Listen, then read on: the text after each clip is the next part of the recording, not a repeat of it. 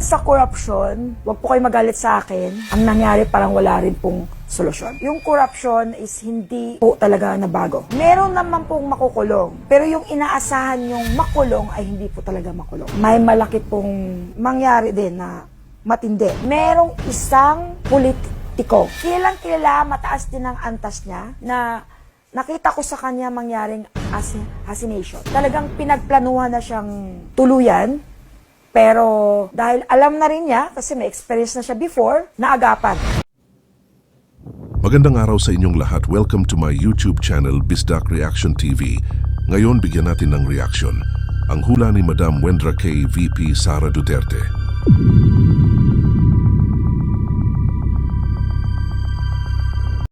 Ngayon po ang ating uumpisahan ay muling magbabalik tanaw dahil sa mga request na pagbasa po ulit. Ano daw po ulit ang nakikita ko sa pamilya Duterte, lalo na po kay Ma'am VP Sara. O yan.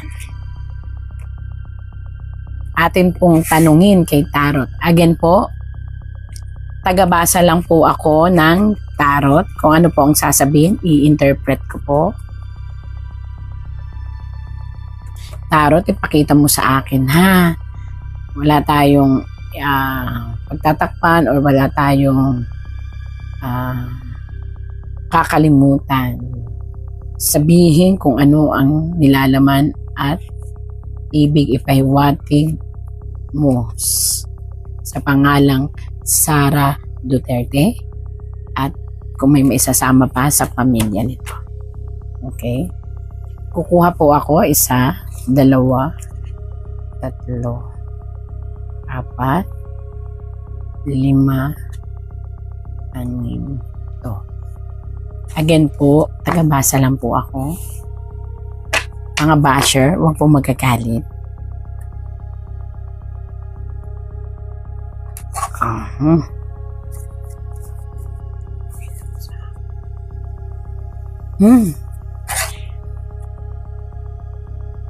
Ito po ay isang kamay na may hawak na espada na kung inyo pong susumahin, ito po ay may mga dahon. Ayan, nakita nyo, ipapaliwanag ko pa. At may corona.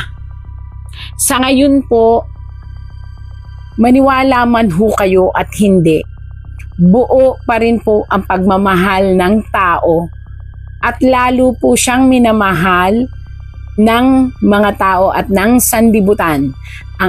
Kaya po siya may corona, nagsisignifies po ito sa isang babae na may tatag, may tapang, merong paglaban, mag-isa.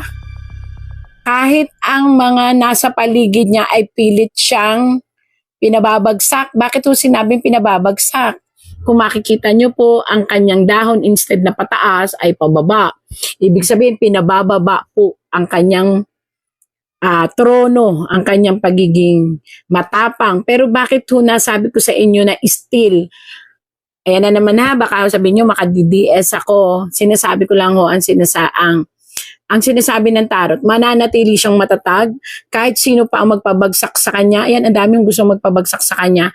Ang corona ay nasa dulo ng espada na nagsisignifies po ito na ang kanyang kagalingan at ang kanyang tanging angking pang-amo sa tao ay kahit anong gawain ng kalaban ay hindi matitinag, mananatili siyang nasa corona. Ayan po ang tatag. At kung bakit po ang kamay ay parang makikita nyo na parang lalaki, kasi po siya po ay being guided ng universe. Ayan, masakit man nung sabihin para po sa mga nagagalit sa kanya. Wala po akong ibig sabihin, ini-interpret ko lang po ang tarot, mananatili po siyang matatag. Mananatili pong matatag si VP Sara kahit ano pa po ang ipato at ipukol sa kanya, may isang espada na puputol sa kabaliwan ng sanlibutan na pabagsakin siya. Actually ho, hindi sanlibutan ang nagpapabagsak sa kanya, kaya nakikita nyo po mayroong spin na mga liwanag. Ang nagpapabagsak po sa kanya ay ang mga taong nasasagabalan ng kanyang salita at ng kanyang tapang. Pero dito po, mananatili po siyang matatag. At kahit sinong magpabagsak, ay hindi magtatagumpay. VP Sara at Vice President Sara, lalaban pa rin po kayo na kahit pabalik-balik na rin po ang mundo, tatayo at tatayo po kayo. Ngayon po, babalik na rin kayo ng isang na namang kalaban, isang tao. Inyo po itong pakaisipin. Meron na naman po kayong panibagong kakalabanin at haharapin, pero again po, ito ay inyong malalampasan at masasagot. At maaaring itong pagsagot ninyo dito ang magbubukas na naman ng panibagong issue ng kabulastugan na ibinabato sa inyo pero maipapasa at maibabato nyo sa kalaban. Kaya ito po'y panawagan kung sino man po ang mag-iimbestiga sa kanya, sana po ay mapagtuunan nyo ng katotohanan ang bawat salita dahil lalaban po talaga siya at ipapakita niya ang katotohanan. Yan. Sa 2, 3. Isang panibagong hamon ito na lalaki, yan kakita nyo lalaki, ang mag-iimbestiga sa kanya. Ito po ay isang bagong parlamento, isang bagong tao sa dati ng sangay ng gobyerno na ito ay kukwestiyonin ang all about po kay Sara Duterte o kay even po sa pamilya ng Duterte kahit sa lalaki. Pero ito po'y malalampasan. Malalampasan po nila ito.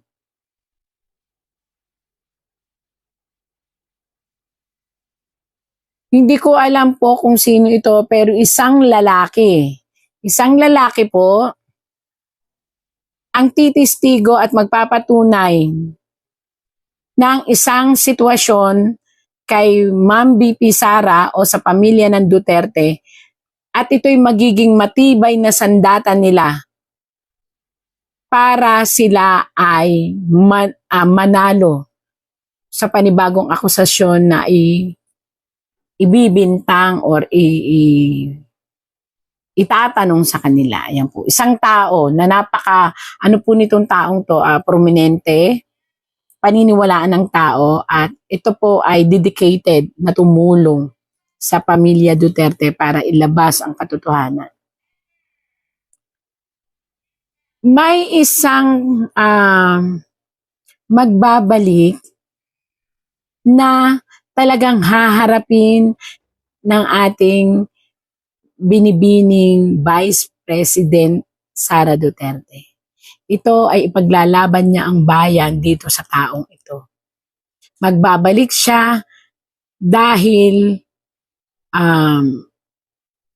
ihaharap siya sa mga tao. Ito ay isang investigasyon na si Ma'am Binibining Sara Duterte po ay ipaglalaban ang katotohanan laban dito sa taong ito. At ito ay masusukol at ito ay pupuyok at ito ang maglaladlad ng buong katotohanan sa dalawang tao sa pamamagitan ng galit ng sambayanan. Itong taong ito nakakalabanin ni VP Sara na lalaki ay magsasabi ng katotohanan dahil may ipit na talaga po ito. Pero ang magpapatuga po dito ay si binibining Vice President Sara Duterte na maaaring magbuklod kay Ma'am Binibining Sara Duterte na mas mag-ingat dahil lalo siyang pag-iinitan dahil marami siyang alam dito sa taong ito.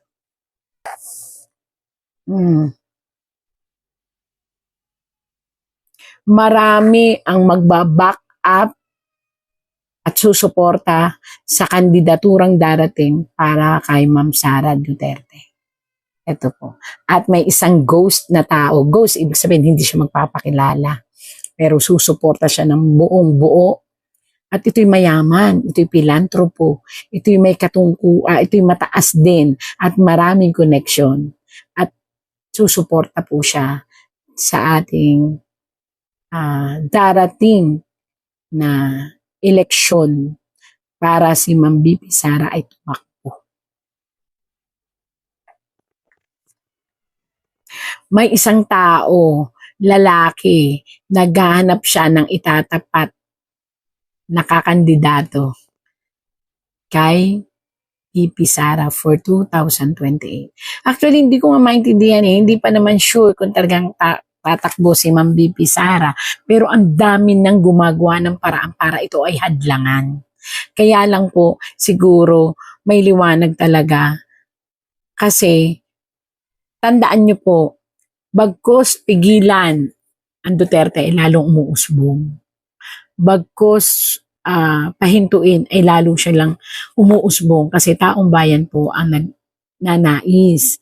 Ngayon, itong naghahanap na ito, lalaki ito, naghahanap sila ng katapat at itatapat if ever daw na talagang tatakbo si Ma'am VP Sara for president. At ang nais nila ay isang babaeng dati pang tumakbo na ibalik. Pero kung ako dito sa babaeng ito, mag-isip siya. Baka gamitin din lang siya. Patakbuhin siya. At the end of the day, syempre, politika yan. Napakagulo po niyan. Mahirap ang patakbuhin ka lang dahil may gusto rin pala silang mangyari. Baka magamit lang siya. Pero ito ay dating tumatakbong pagka-presidente po. Ang nais ipalaban kay if ever daw tatakbo si Ma'am VP Sara. Wow. May isang ngari ito ay ang President of the Philippines. Ang sa totoo lang, maiipit sa pinakadulo. Tagisan na ito ng paglalabas ng katotohanan. Kaya maiipit ito sa dulo. Kaya kung ako kay Mr. President, sa ating presidente, hanggat maaari, ang magagawa na lang niya ay gumawa ng parang maibalik ang dating Duterte na matanda sa ating Pilipinas upang mabawasan ang kanyang haharapin na problema kasi sa kanya lahat i-blame.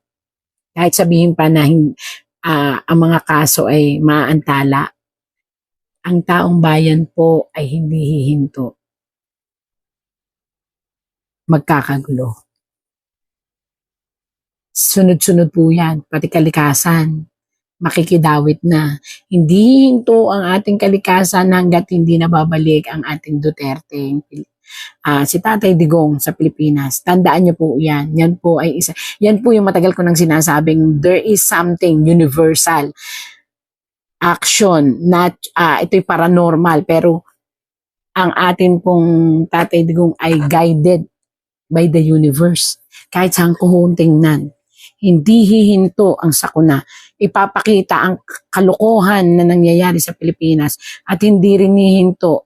Dadawit pa dyan ang mga lindol, dadawit pa dyan ang mga baha, bagyo. Kaya yun po, kung ako sa inyo, pakinggan natin ang tarot. To make everything okay, ibalik ang dapat ibalik sa Pilipinas na mahal ng kalikasan at ng universo. At itong dalawang ito ay isuko sa Pilipinas. Dahil hindi po hihinto. Yung sinasabi nila na mamamatay ang kaso, hindi po. Taong bayan na po ang gagawa ng parang para kung ihinto man ang usapin, yun po ay panandalian na hinto lang pero ang taong bayan ay gagalaw at gagalaw.